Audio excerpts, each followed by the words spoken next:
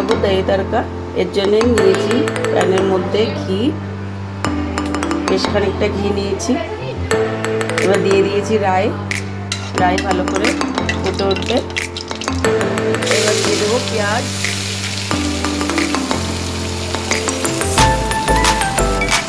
দিয়ে দিয়েছি কাঁচা লঙ্কা কেটে রাখা, একটু ফ্রাই করে নেবো হালকা হালকা ব্রাউন করে।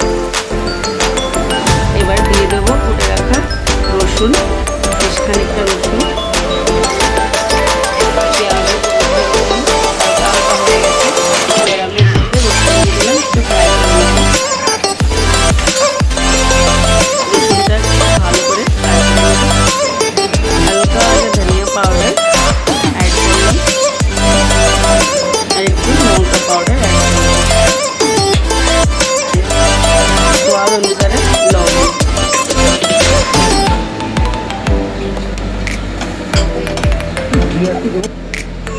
সব একসঙ্গে ভালো করে ফ্রাই হয়ে গেছে। এবার গ্যাস অফ করে দেবো।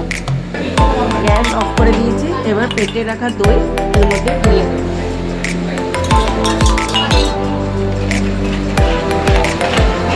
ভালো করে মিশিয়ে নেবো।